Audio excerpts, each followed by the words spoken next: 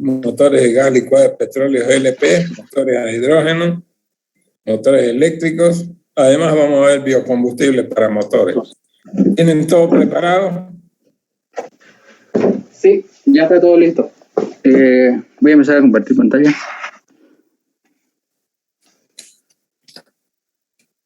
Muy bien. Admitir. A los compañeros que van ingresando los voy admitiendo, ¿no, hija? No, depende. A ver, vamos a ver qué hora es ya. 6 la hora. Las 7:16 son. 7:16. No, 7:06. Ya, hasta las 7:10 los recibimos. Después ya no entra nadie, ¿ya? Podés empezar, si de una vez. Perfecto. Tu compañero muy bueno. Listo, ¿no? Sí. Víctor, ¿estás presente, no? Sí, ingeniero.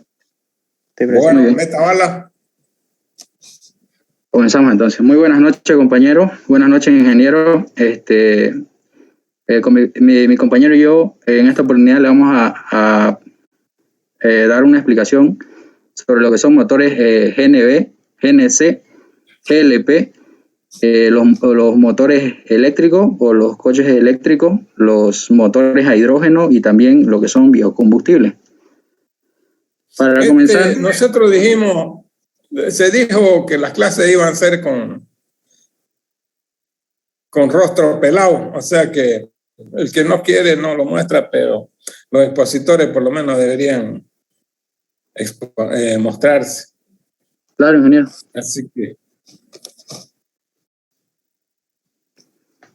Muy bien. Continuando con la presentación. Los motores a gas natural comprimido. ¿Qué hora es? 1:08. Vamos a admitir. Los motores a gas natural comprimido, también conocidos como por su sigla GNC. Este es un combustible vehicular que por sus propiedades y por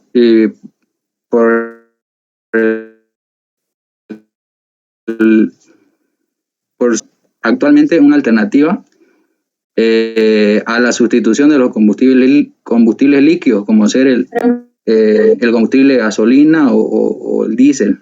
Entonces, se utilizan indistintamente los términos de gas natural comprimido o también gas natural vehicular, lo que vendría a ser el GNV. Gas natural comprimido. Un detalle, ese gas natural no lo reemplaza al diésel por las dudas. Si querés transformar tu vehículo a diésel, a gas natural, tenés que cambiarle motor, ¿ok? Muy bien, ingeniero. Esencialmente, el gas natural es almacenado a altas presiones, habitualmente entre 200 y 250 bares, según la normativa de cada país. El gas natural, en este gas natural principalmente abunda el gas metano, el cual tiene un alto índice de hidrógeno por carbono 4. Pero este gas natural comprimido produce menos dióxido de carbono por unidad de energía entregada en comparación a otros hidrocarburos más pesados. Ahora, mencionando algunos datos técnicos del gas natural comprimido, está el poder calorífico, que ronda cerca de los 2.603 kilocalorías por litro, mientras que la gasolina, su poder calorífico es mayor, que ronda los 8.000 kilocalorías por litro. Esos datos no sé si están bien, creo que no están correctos. ¿De dónde lo vas a sacar? Ya muy bien, lo vamos a revisar, ingeniero. Pero aquí lo que podemos concluir nosotros es que el gas natural comprimido puede sustituir a la gasolina como combustible, pero no se le puede dar un uso. Tiene una pérdida de rendimiento no es muy considerable en motores pequeños, ¿no? Ahora, la presión de almacenamiento, por norma se dice que está entre 200 bares, a la cual se mantiene comprimida en los tanques de almacenamiento, ¿no? El índice de octano ronda los 130 octanos, la densidad ronda los 0.158 kilogramos por litro, y la temperatura de almacenamiento puede ser inferior a los 0 grados centígrados. Muy bien, continuando. Es un sistema de conversión de un motor de gasolina a GNC. Para que un motor de gasolina funcione a gas, nosotros simplemente tenemos que añadir un sistema de alimentación en paralelo, que vendría a ser el del gas. Se conserva la instalación de gasolina, que también en cualquier momento podemos utilizarla como respaldo, o en todo caso, cuando se nos acabe el combustible o el tanque de gas, nosotros podemos tener el respaldo de la gasolina y viceversa. Entonces, mencionando los principales elementos de un sistema de GNC, está la toma de carga o el pico de carga externo, que se le denomina también, el depósito o cilindro. En este cilindro se va a encontrar una válvula, la válvula de depósito, que esta es una válvula que permite la regulación de entrada y salida del gas que va a entrar al tanque de almacenamiento, ¿no? Saliendo de la válvula, encontramos un filtro de GNC en algunos kits. También después de ello, en la caja del motor, o en la parte delantera, se coloca lo que es el regulador de presión. Ahora también tenemos inyectores de gas para los vehículos que son a inyección electrónica. También tenemos una pequeña computadora o CPU, también se denomina centralita. Y obviamente vamos a precisar de un conmutador para el cambio o el que nos indica la presión. Pedro, ¿y por qué estás con barbijo? ¿Hay mucha gente ahí o qué? No, pasa que no, recién llegué a mi casa. Aquí estoy en enero. Me lo saco, ya estoy solo. Hace ratito tenía visita acá. Ya.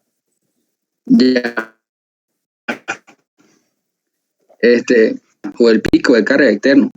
La toma de carga es la única parte de la instalación a la que se puede acceder desde el exterior. Este pico o toma de carga, como ven acá en las imágenes, nos permite rellenar el depósito de combustible de forma cómoda y también de forma segura, obviamente. Puede estar instalada dentro de un compartimiento dentro del compartimiento del motor. Por eso es que a veces cuando vamos a los surtidores, ven que en los surtidores de GNC algunos cargan por la parte de un costadito donde se toma está la entrada de carga de combustible de gasolina, o también otros lo hacen dentro del capó, ¿no? Muy bien, a continuación el depósito o el cilindro de GNC. Su función de esto es almacenar el gas y lograr una autonomía aceptable para que nosotros podamos tener un rendimiento o un recorrido de distancia similar al de la gasolina, ¿no? Consta de un orificio de salida roscado. El gas natural se almacena en este depósito en estado gaseoso a una presión de unos 200 bares aproximadamente.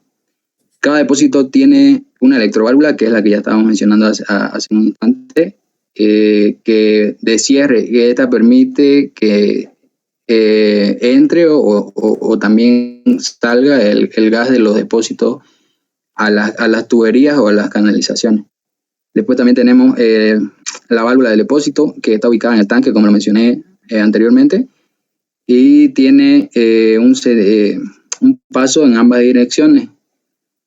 Esto nos sirve como un elemento de seguridad en caso de que sea necesario. Esta válvula consta de un sistema de seguridad el cual se activa cuando hay un aumento de presión en el cilindro o cuando se produce un aumento considerable de la temperatura.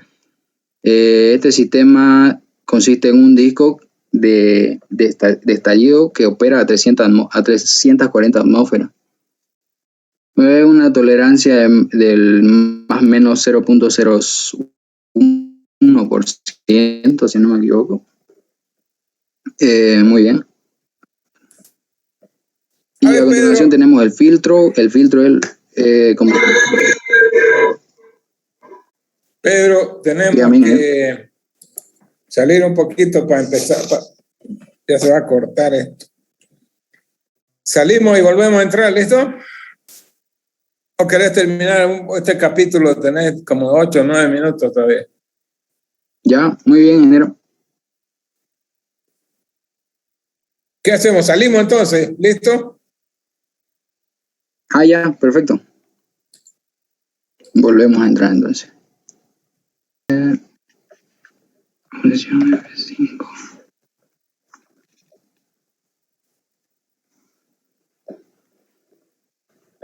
Estaba ahí en el tanque.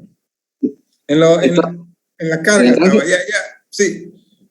Ya habías hablado de la carga de gas. Listo. Estaba en el filtro, ingeniero. Ya. Muy bien. El filtro del gas natural comprimido, nos filtra, como su mismo nombre lo indica, es un filtro que limpia el gas CNC. Es un filtro necesario para un funcionamiento óptimo y protege a los inyectores en el caso de que sea un sistema a inyección electrónica, ¿no? De las impurezas que pueda traer este combustible. Ahora, para continuar, están los inyectores de GNC que proporcionan al motor una cantidad adecuada del gas natural comprimido. Este viene controlado por el CPU o la centralita. También hay muchos tipos de instalación, pero la mayoría de los casos se elige instalar inyectores de GNC dedicados y no usarlos con gasolina. Esto con el fin de tener un mejor rendimiento en la combustión, ¿no? Y que no haya mezcla. Después tenemos el regulador de presión. El regulador de presión, como su mismo nombre lo indica, nos regula la presión que viene del tanque y reduce esa presión que viene de 200 bares. La reduce a una presión más baja que va a ser la que vamos a introducir a los cilindros. O también... A ver, explícanos cómo es esa reducción, porque es una sola etapa, ¿cómo es la cosa? El regulador de presión, ingeniero, funciona por 3 etapas. En la primera etapa se reduce, o sea, no podemos reducir la presión del gas de golpe porque al tener una caída de presión brusca, el gas se congela, tengo entendido. Entonces, eso puede ser dañino para el motor. Por eso es que se utiliza este regulador de presión, que lo hace por etapas. Algunos reguladores de presión tienen un sistema extra ¿cómo se le dice? Tiene un sistema extra de recalentamiento. Ya, ¿y cómo son las etapas? Ya. En la primera etapa hay una válvula de seguridad que viene, a ver, ¿cómo le explico? Esperen, un segundo. A ver. Dame las presiones de cuánto a cuánto la primera etapa, después la segunda y cómo se hace para que no se congele. Ya. Primero se hace una bajada de presión más o menos en la primera etapa de 4.5 atmósferas. Se alcanza una presión. A ver cómo se lo explico. No, explícamelo bien, no Sí. Digas 4.5, ¿qué es 4.5 bares? La primera etapa tenés que bajarlo de los 200 a alguna cosa. ¿Cuál es esa cosa? Son tres reducciones que hay. ¿O no los tenés? No los tengo con los datos de presión a los que baja. Lo tengo de otra forma explicado, pero no están con los datos de a qué presión va a bajar. No hay otra forma, pues es una sola forma hay. Pero eso es lo más importante, que haya un reductor, pues por algo se llama reductor, reduce la presión. ¿Cómo no va a tener eso? Ya. A ver, voy a tratar de explicarlo y creo que no va a estar con el detalle de las presiones a las cuales va a reducir, ¿no? Pero en la primera etapa, el gas ingresa al reductor por un conducto, por un conducto de entrada, ¿no? Pasando a través de un filtro a una válvula que viene dentro de la primera etapa, en la cual esta válvula contiene una membrana.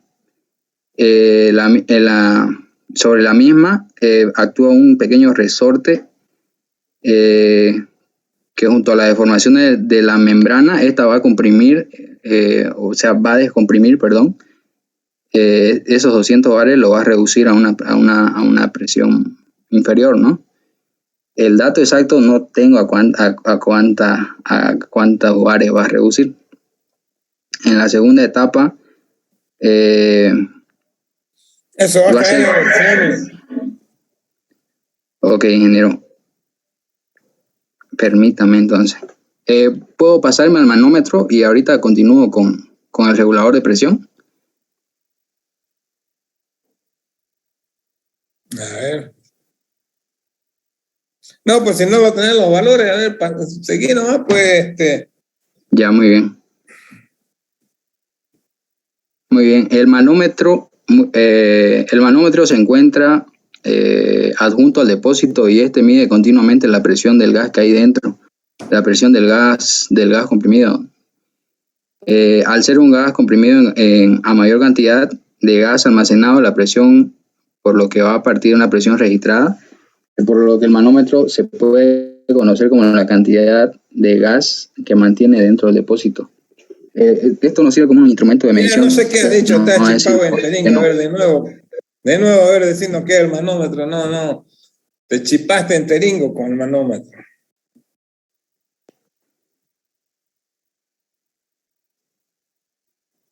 A ver, de nuevo el manómetro.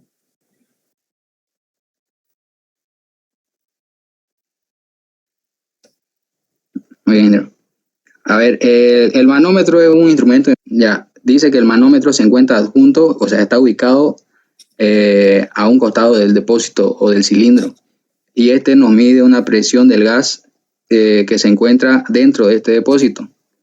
Como nosotros tenemos un gas comprimido a mayor cantidad como nosotros tenemos un gas comprimido dentro del cilindro, a mayor de gas almacenado, vamos a tener una mayor presión en el manómetro.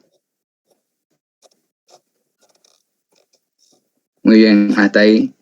Y la presión que tenemos registrada en una anterior carga, el manómetro puede conocer la cantidad del gas natural que se mantiene en el depósito y puede aumentar si es que en el caso que nosotros vayamos a cargar a los surtidores, ¿no? Y su función es la de demostrarnos o nos muestra qué presión contiene nuestro cilindro. Y de acuerdo a esto nos va a decir si es que está en qué estado está nuestra carga, ¿no? Muy bien. La centralita o el CPU es una pequeña computadora que en el caso de los autos más nuevos es una pequeña computadora que se le acopla a la computadora central con la única finalidad que registre los datos de la computadora central para inyectar gas natural comprimido a los cilindros, en el caso que sea a inyector, y en el caso que sea a carburador, por lo general este CPU no va a controlar el punto no va a regular el punto de explosión donde vamos a necesitar. Ahora, continuando con el conmutador lo único que su única función es conmutar entre los combustibles a gasolina y cambiarlo a gas o viceversa, cambiar de gas a gasolina. Y por lo general los conmutadores vienen con un pequeño indicador LED que nos indica el nivel de gas o el nivel de presión que tenemos en nuestro cilindro.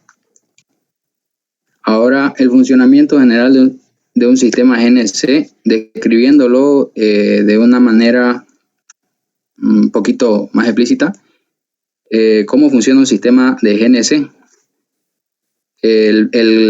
Primero nosotros introducimos el gas natural comprimido por medio del pico externo de carga a los cilindros.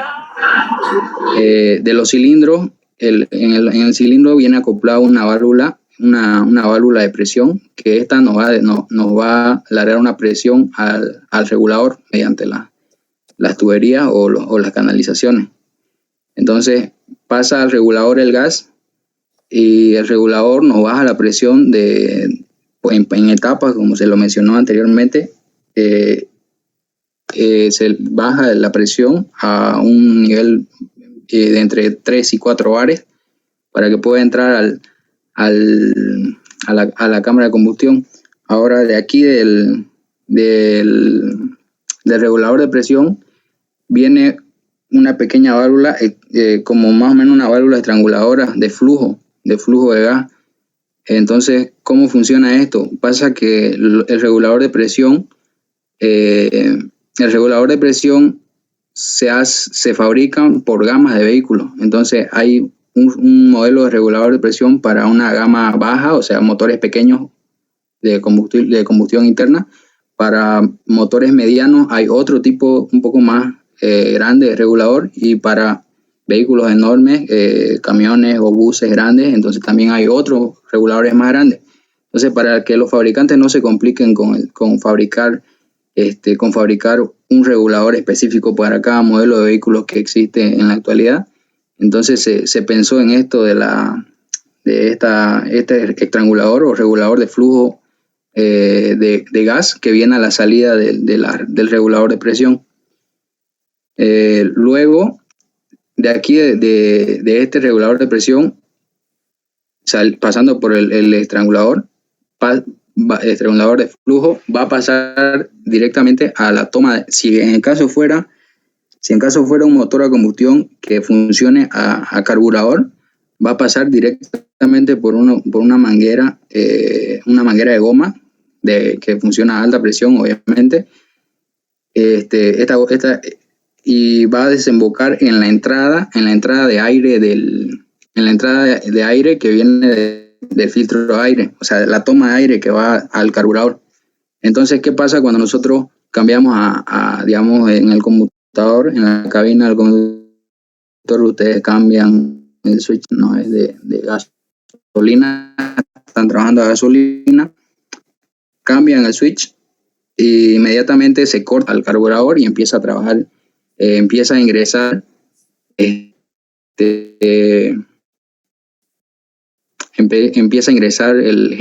como en la anterior clase estaba mencionando el funcionamiento de los motores a combustión. Hay una etapa en la que el cilindro, al bajar el cilindro, crea una presión negativa, y esta presión negativa hace que crea un vacío que, al abrirse la válvula, chupa todo el gas que hay en el carburador.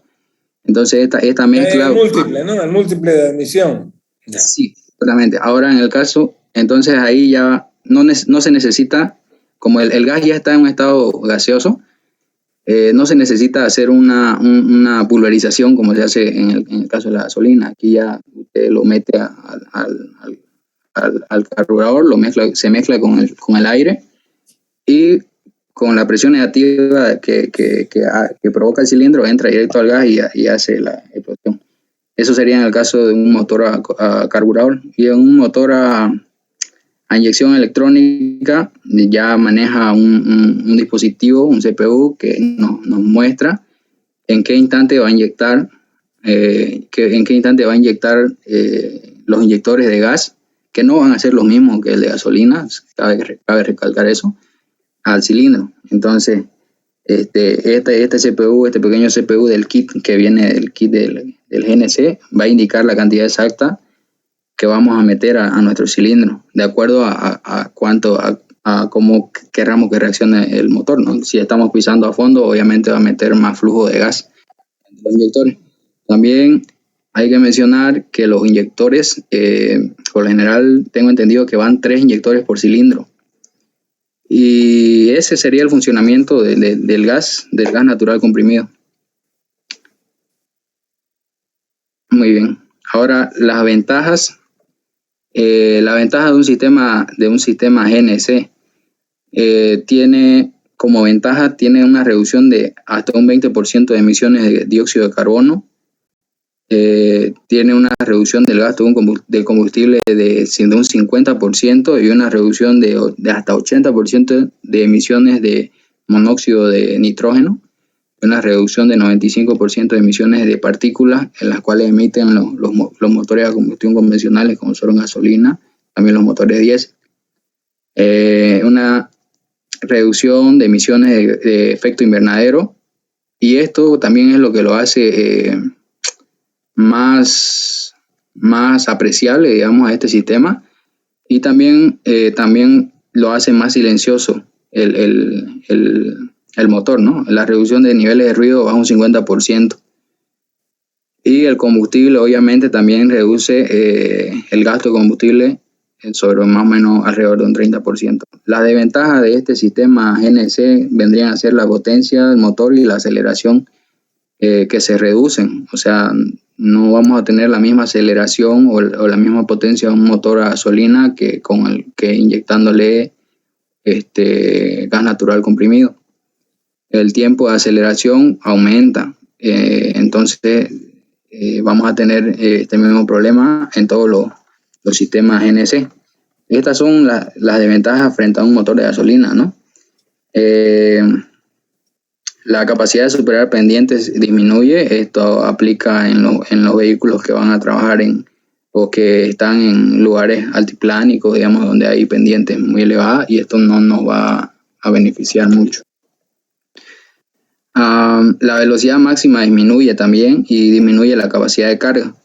La finalidad de un sistema GNC, después aparte de economizar y de lo que es reducir las emisiones de contaminación al medio ambiente, la finalidad más que todo actualmente es bajar el precio de combustible que se utiliza, ¿no?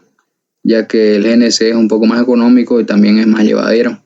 Ahora también tenemos que tomar en cuenta que si tenemos un vehículo y lo usamos de uso diario, nos va a beneficiar un montón porque vamos a reducir enormemente nuestros gastos en relación a la compra de combustible, ¿no? Ahora, otra ventaja también podría ser el menor precio de este combustible, que es mucho más barato que la gasolina, y disminución del consumo de aceite también. Y por tanto, hay quienes dicen, ¿no?, que convertir un motor a gasolina, convertirlo a gas es fregarlo, pero son opiniones encontradas que a la final se pueden desmentir, digamos, ¿no? Ahora también nosotros vamos a ver que hay una disminución del desgaste de las piezas en el grupo en los pistones. Las bujías también pueden durar hasta un 40% más, alrededor de unos 30.000 kilómetros. O sea, aumenta la vida útil del motor, en pocas palabras. Esas serían las ventajas y desventajas de un motor a gas natural comprimido, ¿no? Con un sistema de gas natural comprimido. A continuación, los motores de gas licuado de petróleo. Buenas noches, ingeniera. Voy a poner el gas licuado de petróleo. Este gas se conoce también como GLP o gas embotellado. Se obtiene de las plantas que producen gas natural. Este gas en el interior de los tanques o recipientes que se almacena, transporta o distribuye se encuentra en estado líquido. Este es el único gas combustible que tiene la característica que cuando se somete a presiones mayores que la atmósfera y la temperatura ambiente promedio ordinaria, se condensa y pasa a estado líquido. Su composición es un combustible que tiene una composición, no era atrás nomás, química donde predominan los hidrocarburos, butano y propano o sus mezclas, lo cual contiene impurezas principales como son el propileno, el butileno o una mezcla de esto. Y ya la obtención del gas se obtiene directamente de los mantos petrolíficos mezclados con el petróleo crudo. Pero vos no lo has leído eso, ¿no? Mira que no estás ni pudiendo leer eso que está escrito ahí. Ya lo estudié, pero es que estuve un poco con el COVID y hoy en estado de recuperación nomás. Bueno, a ver. Ya, pero puede tener una segunda opción de la refinación de algunos derivados del petróleo. Característica ya, digamos, de la aplicabilidad en el motor de combustión interna. El GLP es un combustible apto para motores de ciclo Otto, pero esto tiene que someterse a una serie de adaptaciones en el sistema de dirección. También se puede utilizar en motores diésel. Es un sistema transformados, aunque permite utilizar catalizadores de 3 vías en el motor diésel, con el que se consigue reducir la emisión del óxido de carbono, el óxido de nitrógeno y el hidrocarburo quemado. Siguiente, por favor. Ya el sistema de conversión GLP, digamos. Principio de funcionamiento del sistema. El GLP se carga a través de una toma de carga externa que puede ser visible o invisible. Es una toma bastante pequeña que puede ser colocada en el vano o en la tapa del tanque de gasolina, a la que se encaja a un acople cuando se quiere cargar gas. El tanque recibe gas de la toma de carga y lo distribuye hacia el vaporizador y a través de la multiválvula que contiene una serie de válvulas de control para evitar la explosión o falla por exceso de temperatura, presión, etc. Los tanques pueden tener forma cilíndrica o teoridal y significa en forma de llanta o soportan presiones de alrededor de 7 bares de presión. Las electroválvulas son pasos de eléctrica que abren y cierran el paso del gas al mismo tiempo que cierra y abre el paso de gasolina, una siempre para cerrada y la otra abierta, para evitar el uso simultáneo de ambos combustibles. Son controladas por un conmutador que tiene las posiciones de gasolina y gas. Y el equipo para vehículo inyección. Los equipos de inyección secuencial no utilizan un mezclador, sino un sistema de punteras, otro tipo de electroválvulas, mal llamadas inyectores, que se instala perforando el múltiple de admisión, comandada por un programa que intenta copiar el tiempo de inyección de la computadora del auto, pero tiene como límite la velocidad de apertura de las mismas electroválvulas, así como su duración y calidad. Este programa típicamente no son autoadaptivos, por lo que es necesario regresar o ponerlo a punto según el desgaste de las electroválvulas. Y el manejo del auto, así como antes de la respuesta de la EQ, que sería la computadora del auto. Ya la parte principal de... Siguiente, por favor. La parte principal de GLP, del autogas GLP, digamos, están formadas con la toma de llenado, tubería del autogas GLP, la multiválvula, los filtros GLP, unidad de almacenamiento donde se almacena el combustible, reductor o evaporizador, sensor de presión, los inyectores, la computadora o centralita y el conmutador. Ya vamos a hablar con con su funcionamiento de cada. Empezamos con el plug de combustible o tomada de llenado. El plug de combustible es un dispositivo para el llenado gas o GLP para ser almacenado a un tanque de acero especialmente diseñado en para vehículos. Esta válvula se fija en las carrocería del vehículo y se conecta mediante un tubo a la válvula de llenado del depósito. Esta válvula alojada en una caja de protegida con su tapa correspondiente. Está protegida con su tapa correspondiente. Y a la tubería autogas o GLP. Ya, a ver, vamos a tener que salir de nuevo. Hasta mientras tirarle una leída, Dios, pues ni lo has leído esto, pues, ¿no? Voy a salir y entramos de nuevo, listo, porque se está acabando el tiempo.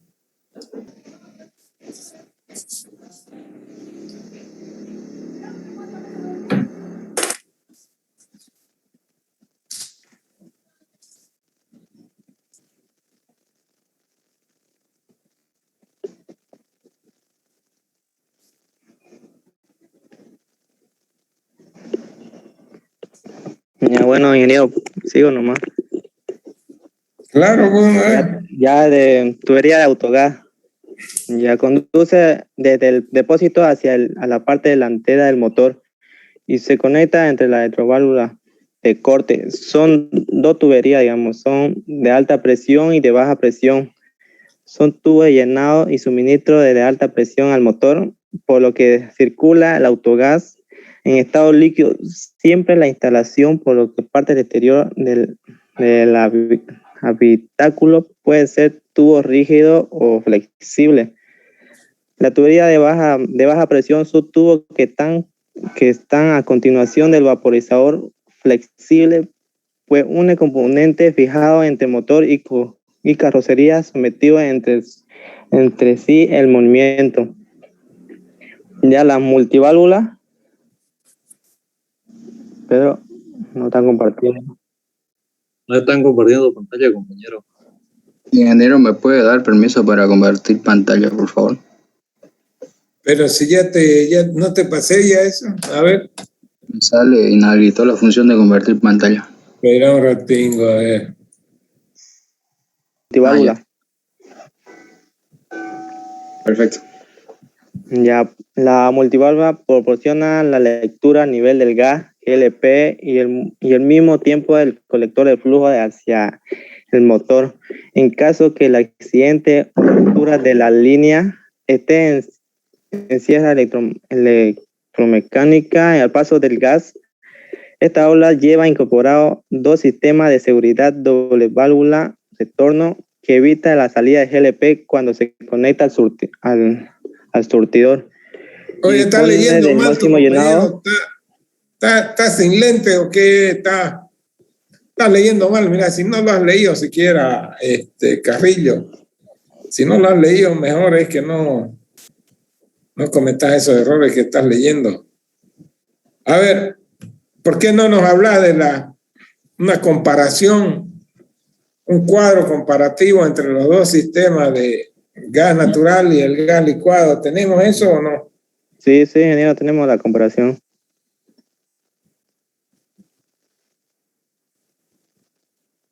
¿Vas directo a las comparaciones?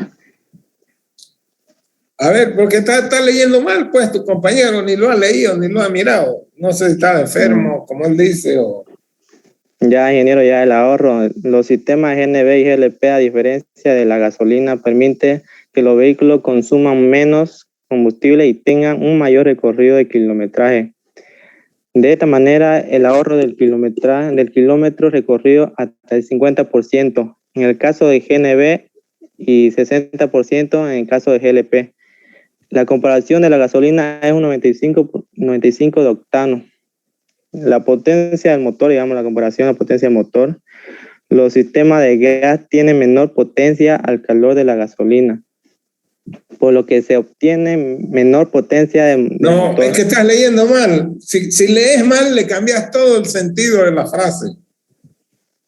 Ya que no podés explicarnos nada, por lo menos dedícate a leer bien. Si cambias las palabras, algunas palabras, le cambias todo el sentido a la frase. Ya por ello, al convertir un vehículo al sistema de gas, su vida útil disminuirá ya.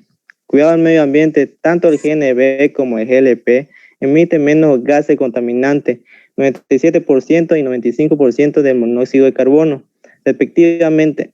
De esta manera producen menos daño que la capa de ozono que la gasolina. La seguridad, el GNV... ¿Vos me estás diciendo que la capa de ozono produce daño? Decís vos. No. Produce menos daño en la capa de ozono que la gasolina. Pero eso no fue lo que dijiste. Estás leyendo chueco, pues lo cambias todo. A ver, leamos bien. Ya. Tanto el GNV como el GLP emiten menos gases de combustible, el 97% y el 96% menos monóxido de carbono. No emiten gases combustibles, pues, emiten gases contaminantes. A ver, otra vez, hasta que aprendamos a leer. Tanto el GNV como el GLP emiten menos gases contaminantes, 97% y 96% menos monóxido de carbono, respectivamente. De esta manera producimos menos daño a la capa de ozono que la gasolina. La seguridad, el GNV es un gas más liviano que el aire, por lo que en caso de fuga se disipará en la atmósfera y no permitirá ningún peligro. En cambio, el GLP es más pesado, demorará más al dispersarse. O sea, el GLP un poco más disiparse. Y la lubricación del sistema. Tanto como el GLP como la gasolina crean una capa protectora al recorrer por el sistema cubre y protege de metal del motor y los inyectores. El GNV, por otro lado, mantiene limpia la bujía y el aceite al tener un mejor combustión. Que a las instalaciones, algunos modelos en el auto vienen instalados el gas y la gasolina de fábrica, otros únicamente con la gasolina, sin embargo, pueden instalarlo. El costo para el GNV es de $100 aproximadamente, mientras que el costo del GLP es menor que los $800. Eso sería la diferencia. Claro, a instalar GLP, el costo para instalar GLP aproximadamente gastaría $1,000, mientras que para el GLP sería menor que los $800 para instalarlo. Puta, los chipotodingo. A ver, ¿cuál es más barato para instalar, el GNV o el GLP? GLP. ¿Y por qué es más barato? No, por los sistemas que se hace, las conversiones por la instalación que hace. No, es más barato porque la presión del GNV es mayor que la del GLP. Que hay que bajarla en 3 etapas, como dijo tu compañero. El GLP está en baja presión. Ok, ingeniero. Gracias. Sigamos a ver qué más tenemos.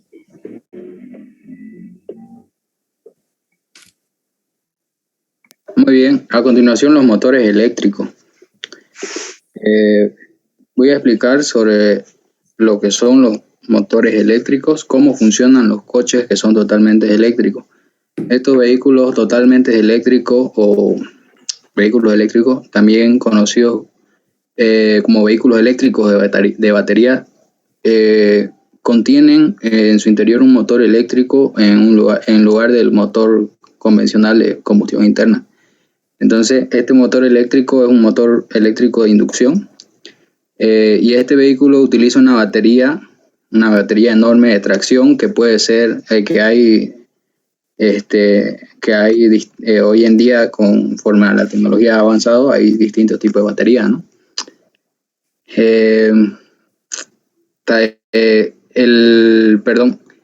Este motor eléctrico viene alimentado por la batería, y esta batería, para recargarse, debe conectarse a un tomacorriente de pared, que puede ser el de 220 que tenemos en casa. Debido a que funciona con la electricidad, este vehículo nos produce 0 emisiones de gases contaminantes al ambiente. No contiene componentes típicos que contiene un motor que utiliza combustible líquido. No usa una bomba de combustible y la línea de combustible o un tanque de combustible en sí. Para aclarar un poquito más sobre este tema, me gustaría explicar los componentes de un vehículo eléctrico. Entonces, los componentes de un automóvil totalmente eléctrico vendrían a ser la batería, que la batería prácticamente es el corazón de este vehículo, porque llega a costar hasta un 60 o 70% del precio total del coche, ¿no? La batería es la que nos proporciona la energía necesaria que va a dar impulso a los motores eléctricos que van situados en los ejes. Ahora, el puerto de carga nos permite que nuestro vehículo se conecte a una fuente de alimentación externa con el fin de cargar las baterías de tracción. Hay diferentes tipos de cargas, ¿no? Hay cargas de corriente alterna, también hay cargas de corriente directa, que por lo general los de corriente alterna son los más lentos, ¿no?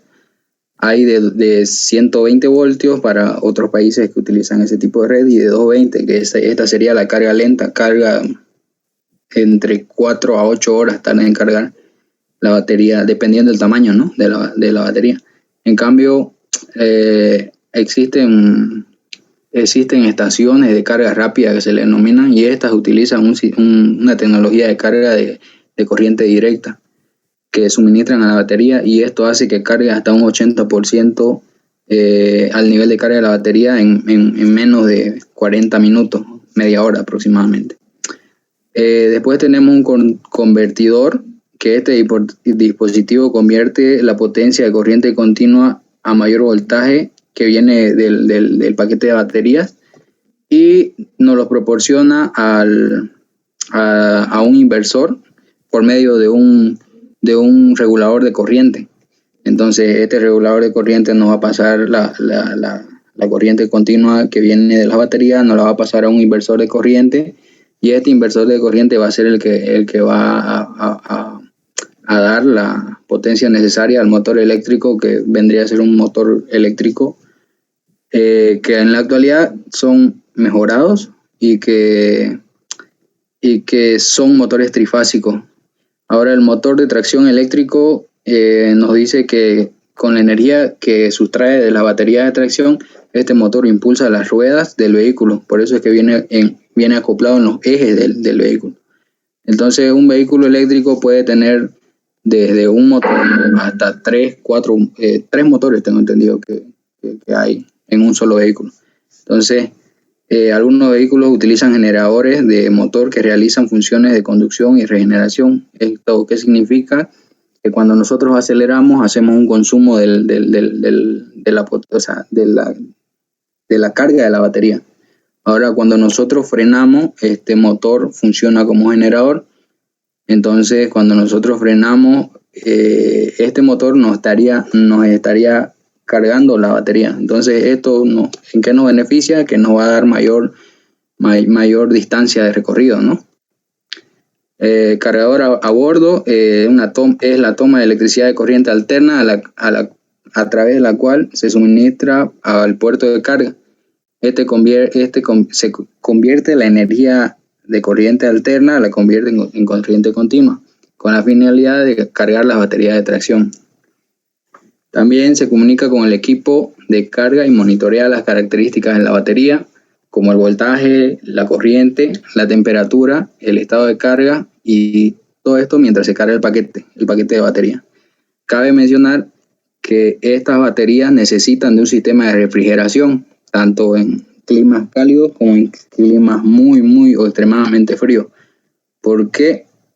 Porque cuando estas baterías son sometidas a un clima muy, muy frío o helado, temperaturas muy bajas, tiende a tener un gasto muy, muy brusco de su carga. Entonces, esto no nos conviene. Ahora, ¿qué hacen en lugares como los que son demasiado fríos? Utilizan este sistema de calefacción que utilizan para la cabina, también lo utilizan para la batería, para que tengan un buen rendimiento y también no se nos gaste de golpe la batería. Y en el caso opuesto, en un clima normal, clima entre 30 y 36 grados, pueden utilizar un sistema de refrigeración líquida, el cual hace que enfríe las baterías, porque las baterías siempre van a tender a sobrecalentarse por su uso. Ahora, el controlador electrónico de potencia, esta unidad gestiona el flujo de energía eléctrica entregada por la batería, controlando la velocidad del motor de tracción y el par de torque que produce.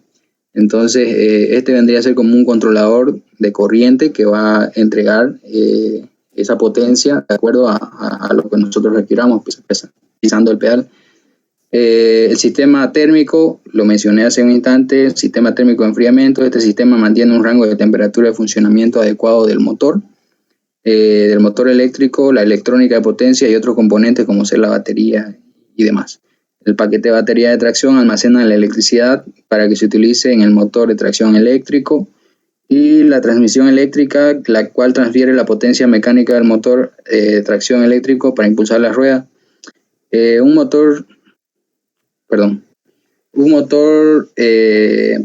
vehículo eléctrico tiene un mayor torque que un motor de combustión interna, o en todo caso con un motor trifásico, con un motor básico de un vehículo eléctrico, tendríamos un torque similar al de un vehículo de 4.000 a 6.000 cilindradas de un motor de combustión interna, ¿no? Entonces, esto lo hace más manejable también al vehículo. También ahora con el aumento, con la tecnología, ha ido aumentando la eficiencia y la autonomía de estos mismos, la cual realmente hacen que estos coches eléctricos sean una buena alternativa para un futuro cercano, ¿no? Y que ya estamos viendo. Actualmente creo que hay, si no estoy muy seguro, entre 30 y 32 marcas que están trabajando con esto de los coches eléctricos, están creando coches eléctricos, entre las cuales hay una boliviana también que hay que recalcar, y es un buen emprendimiento que ha iniciado hace un par de años, y que esperemos que siga surgiendo esta tecnología en nuestro país, ¿no? Ahora, continuando, viene los motores de hidrógeno como combustible. Ya, el hidrógeno como combustible. El hidrógeno es un combustible en que está depositado mucha esperanza y el que se está dedicado un gran esfuerzo investigador. El hidrógeno es un combustible más, por lo que una parte tiene una propiedad física y química bastante diferenciada de los demás combustibles. Por otra, no es un recurso natural, es decir, no se encuentra en forma aislada en la naturaleza, sino se encuentra combinado en otros compuestos como los hidrocarburos o el agua. Dale, siguiente, Bonani. ¿Cómo se puede utilizar el hidrógeno como combustible? En los vehículos, el hidrógeno puede servir como combustible de dos maneras. Para conducir electricidad en una pila de combustible, que ahorita lo vamos a ver, que es la opción menos contaminante, o se puede emplear también motor de combustión interna, cuyas emisiones sigue siendo mucho más reducida en comparaciones con otros combustibles. Siguiente, y ya vamos a hablar del motor de 4 tiempos. El hidrógeno, el diseño del motor es básicamente lo mismo que es un motor de gasolina, es decir, un motor que sigue en el ciclo Otto. Muchos fabricantes de automóviles se han decantado han decantado por este tipo de configuraciones a la hora de desarrollar nuevos motores de hidrógeno. Entre todo ello, el fabricante alemán, el BMW, sea probablemente es más avanzado en este campo. En el año 2000, presentó el modelo 750 HL, el primer automóvil propulsado a hidrógeno fabricado en serie en todo el mundo.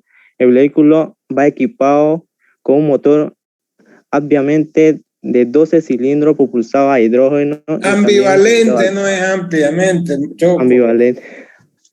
Ya, ambivalente con 12 cilindros propulsado a hidrógeno y gasolina. Rinde una potencia de 204 caballos y tiene una aceleración de 0 a 100 kilómetros por hora en 9,6 segundos, alcanzando una autonomía de uso de unos 350 kilómetros, gracias a los 140 litros de capacidad de su tanque criogénico, en la que si se llega a agotarse el hidrógeno, no hubiera ninguna una estación de servicio cercana, el vehículo cambiaría automáticamente el sistema de combustión a gasolina como combustible, almacenada en un segundo tanque y que proporciona unos cientos de kilómetros de autonomía adicionales. La única diferencia en el ámbito de la aspiración respecto al motor convencional de gasolina, el mismo modelo es la adaptación de válvulas adicionales para la admisión de hidrógeno. Ya siguiente, hidrógeno en los motores eléctricos. El primer dato que debemos saber para entender el funcionamiento de un coche de hidrógeno es cómo está compuesta su unidad de potencia. Lo primordial es que existe uno de varios motores eléctricos que se encarga del movimiento del coche. Está compuesto por un motor eléctrico y él estará unido tanto a la batería de pila de combustible y completaría este apartado al tanque de almacenamiento de hidrógeno, o sería su parte de el auto, el coche a combustible es 100% eléctrico. Nomás la adiciona, digamos, la pila de combustible y el tanque de hidrógeno. Siguiente. Ya aquí vamos a hacer un poco de funcionamiento de la pila de combustible. Ya la pila de combustible funciona de la siguiente forma. En el ánodo se suministra el hidrógeno, como se puede ver aquí en la imagen, que se divide en protones y electrones. Los protones migran hacia el cátodo de la pila a través de la membrana, donde reacciona con el oxígeno presente al aire para formar vapor de agua, y sale de aquí abajo. La pila de combustible opera a un rango de voltaje de 230 a 360 voltios y los principales elementos auxiliares incluye un turbocompresor que fuerza la entrada del aire en las células, Este turbocompresor, también llamado ventilador de recirculación, es el encargado de devolver el hidrógeno no utilizado al ánodo. En este proceso de retorno del hidrógeno se necesita bajar la temperatura, por lo que el sistema tiene una bomba de refrigeración. Así funcionaría, digamos, la pila de combustible. Por un lado entra el ánodo y el otro el oxígeno, el hidrógeno entra el ánodo y el oxígeno entra al cátodo y hace una reacción química que genera electricidad, y esa electricidad va a la batería del auto. Dale siguiente. Y vamos a explicar su funcionamiento del hidrógeno, del coche de hidrógeno. Ya entonces su funcionamiento, entonces nos ponemos en marcha a la primera acción que realiza nuestro coche, al coche es abastecer de hidrógeno la pila de combustible. Una vez ya el coche es abastecer el hidrógeno a la pila de combustible. Una vez allí, se mezcla con el oxígeno con un compresor que ha extraído, filtrado y comprimido del exterior, como dijimos, el compresor, el turbocompresor, gracias al turbocompresor. Gracias a esta unión y simplificado un poco el proceso científico de cátodo y ánodo, se genera electricidad y agua. Dicha electricidad se traslada inmediatamente a la batería para su almacenamiento. No va directamente al motor.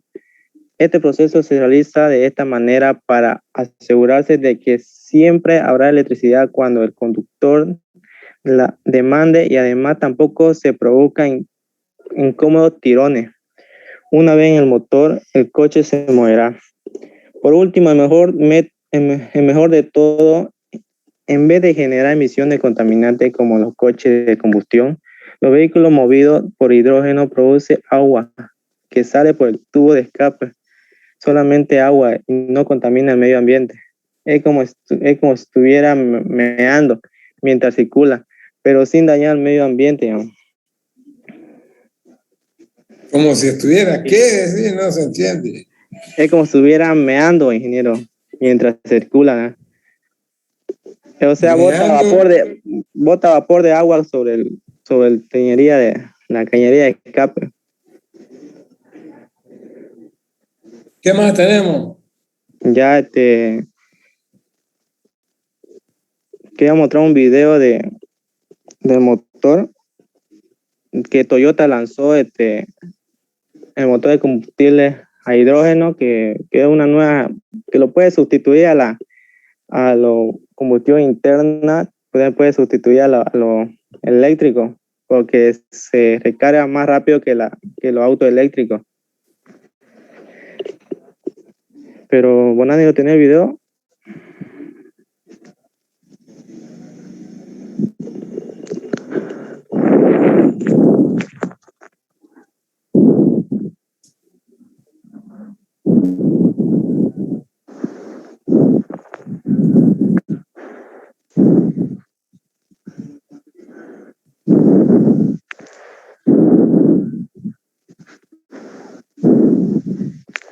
Ahí en el video lo van a explicar el Toyota Mirai que lanzó Toyota Corolla en motor de combustión a hidrógeno.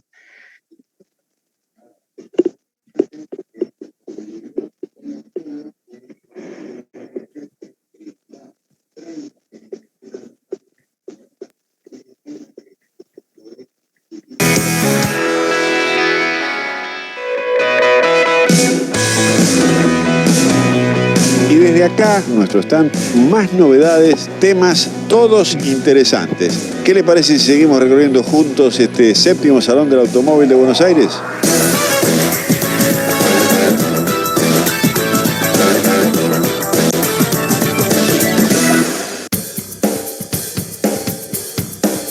Desde el Salón Internacional del Automóvil en Buenos Aires, Argentina, en el presente me puedo dar el lujo de decirle bienvenido al futuro. El vehículo que usted está viendo a mis espaldas se está produciendo actualmente y en línea, en forma masiva, lo mejor que hemos visto tecnológicamente hablando de avanzada de energías alternativas aquí en el salón. Un vehículo con celda de combustible. Es un vehículo impulsado básicamente por un motor eléctrico, ¿sí? Bueno, esa energía eléctrica viene del elemento más abundante en el universo que conocemos, que se llama el hidrógeno. Lo invito a que este Mirai que estamos viendo ahora lo veamos un poco en ropa interior y voy a intentar explicarle cómo produce energía eléctrica y este vehículo se moviliza a velocidades importantes, 155 HP y cosas por el estilo, ¿eh? Vamos a verlo por dentro.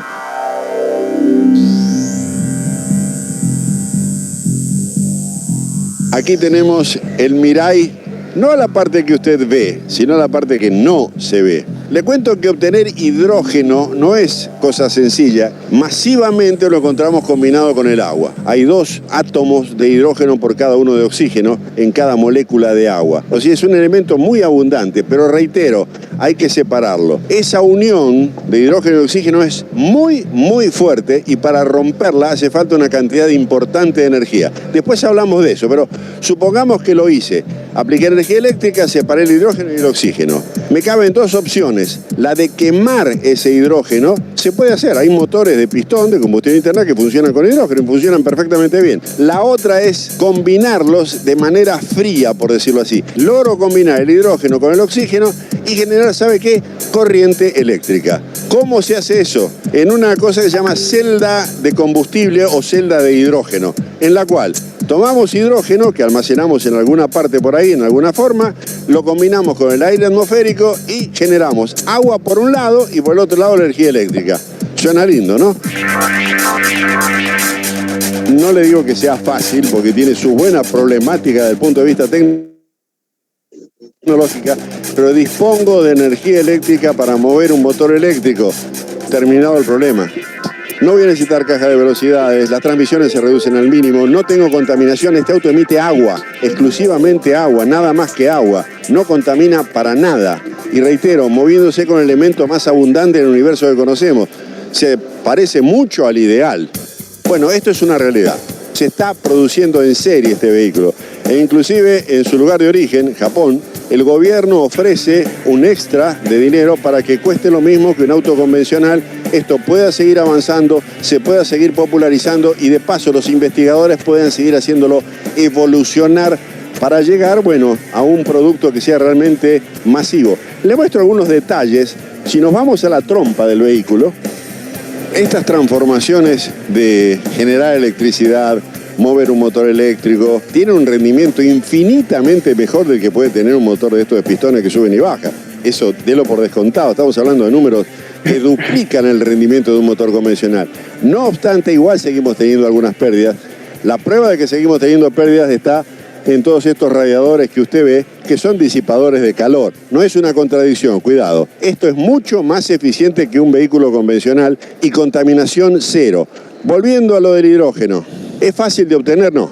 Necesitamos alguna fuente de energía para poder romper ese hidrógeno. Si vamos a caer en la pavada de generar energía eléctrica con una usina eléctrica que la hacemos andar con gas, con petróleo, con carbono, con lo que sea, estamos en el horno. Porque en lugar de repartir la emisión en los autos, la estamos generando en un solo punto. Es exactamente lo mismo. ¿Alguna duda de que va a funcionar? Yo particularmente no tengo absolutamente ninguna. Y permítame, me doy el lujo de mostrarle el futuro.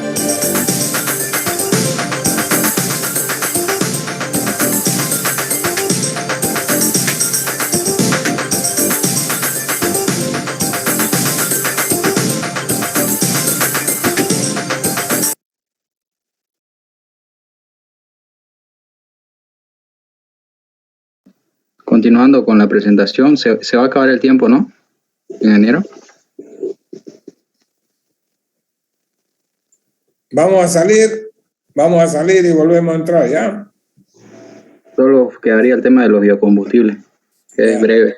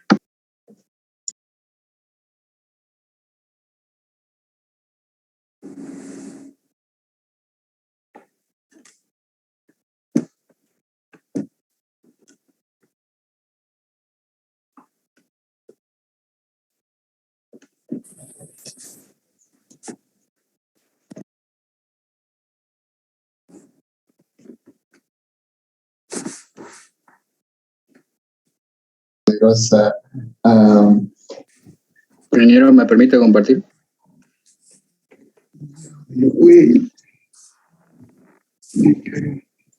Amiga, te paso la pelota.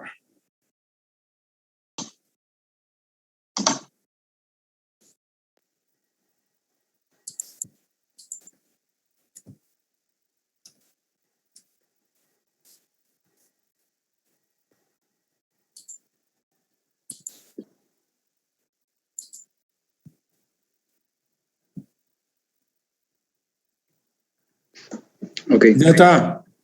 Gracias, ingeniero. Vamos a continuar con la exposición. Tocaría lo que son los biocombustibles.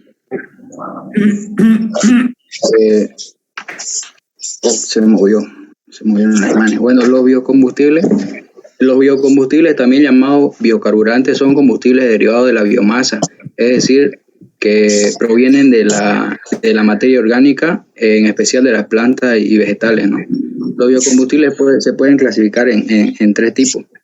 Los de primera generación, los de segunda, y actualmente viene lo que es la tercera generación de los biocombustibles, ¿no?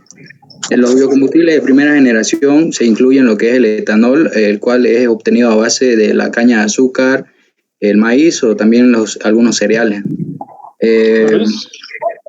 Los biocombustibles de segunda generación, los biocombustibles de segunda generación son creados a base... Hay alguien que está charlando, hay alguien que tiene el micrófono abierto, ahí están charlando. Si la cierra mejor, che. Muy bien. Va a disculpar.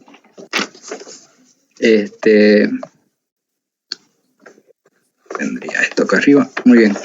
Ahora los biocombustibles o biocarburantes de segunda generación son creados a base de materia orgánica, pero esta materia orgánica no precisamente tiene que ser alimenticia, digamos. Se pueden usar cultivos que crecen en terrenos que son de mala calidad.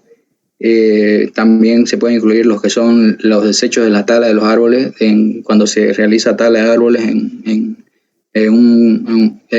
tala de árboles de manera controlada, ¿no?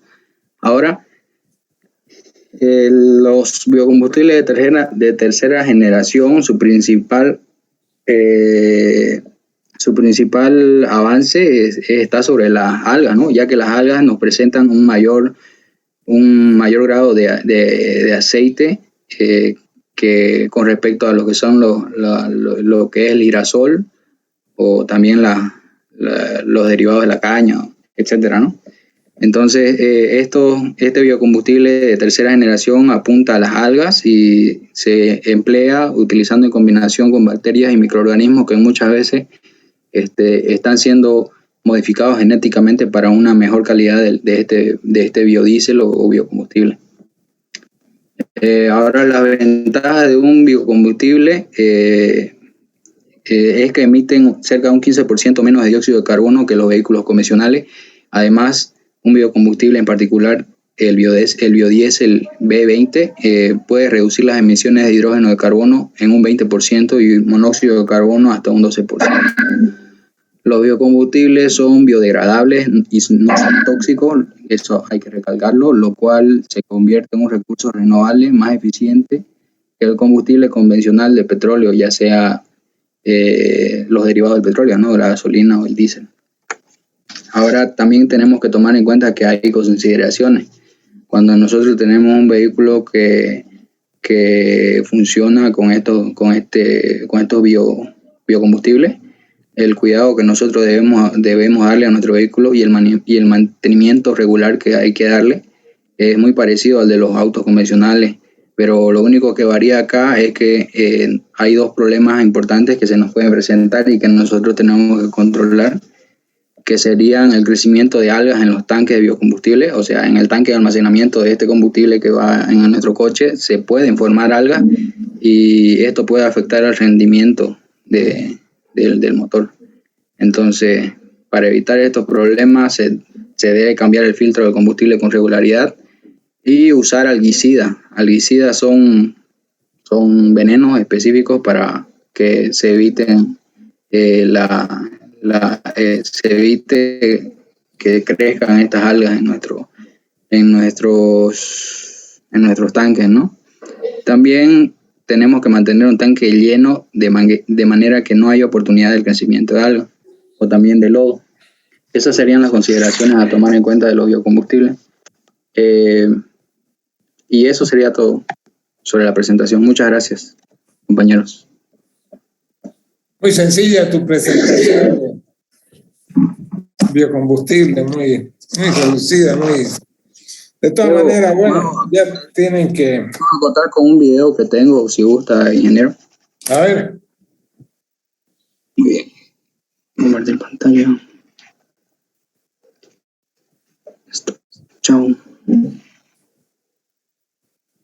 Ah, este es. A ver, el sonido. Compartir sonido. Muy bien. Cuidemoselplaneta.org. En estos tiempos modernos, muchas personas y compañías han concientizado el daño que le estamos haciendo al medio ambiente. La contaminación, producto de la emisión del humo de los automóviles y empresas, ha producido daños irreversibles al medio ambiente. Pero hoy en este video te queremos hablar de los biocombustibles.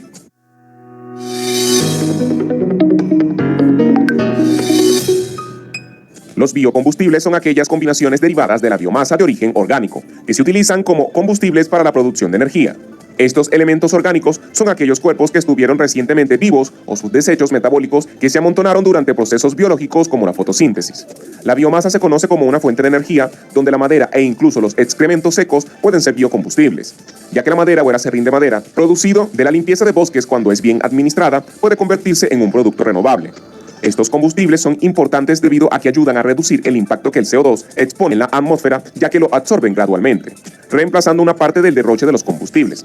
Para obtener estos biocomponentes se proceden a emplear variadas especies vegetales como el trigo, la remolacha, la soja, la caña de azúcar, la mandioca, el maíz o semillas oleaginosas, el girasol, el eucalipto, las palmeras, los pinos y el aceite de alga.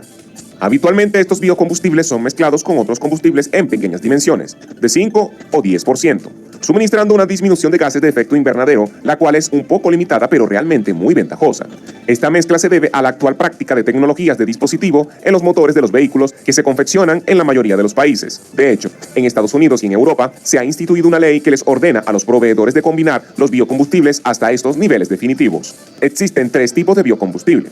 El biocombustible de primera generación son aquellos que surgen de los cultivos agrícolas que suelen ser empleados para la elaboración de los productos que son distribuidos para el consumo humano, tal como el almidón, el azúcar, el aceite vegetal, de palma y grasas animales. Para producir esta mercancía se emplean sistemas simples y económicos que ponen en peligro el abastecimiento de los alimentos, así como la biodiversidad. El biocombustible de segunda generación. Debido a la gran demanda de biocombustibles, surge en la segunda generación, la cual se consigue partiendo de la biomasa de la naturaleza, lignocelulósica, en otras palabras, de naturaleza fuerte o fibrosa. Y aunque presumen de un ahorro en su emisión, su realización es más costosa y trabajosa que la anterior. Esta generación es producida de los cultivos que no son destinados a la alimentación, ya que son considerados desperdicios como el aceite que ya ha sido usado, o los tallos y cáscara de las frutas, las vainas o virutas de los desechos. Asimismo, surge una tercera generación, procedente de la biomasa de productos no comestibles, pero incluyendo también las microalgas y empleando para su elaboración técnicas de biología molecular. Entre los biocombustibles más populares utilizados tenemos el bioetanol, generado a través de la fermentación alcohólica de los azúcares que se localizan en la caña de azúcar, la remolacha o algunas especies cereales. El biodiesel, producido a raíz de aceites vegetales como el aceite de soja, la canola, la jatrofa, el biopropanol o biobutanol.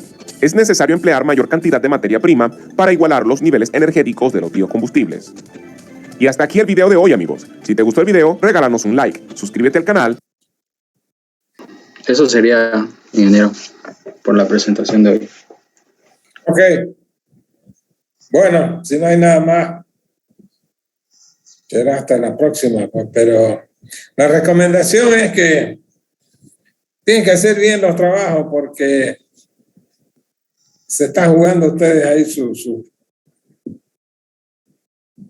pellejo, ¿no? Así que, bueno, esperemos que el otro ya esté mejor que todo esto. Ok, gracias, hasta luego.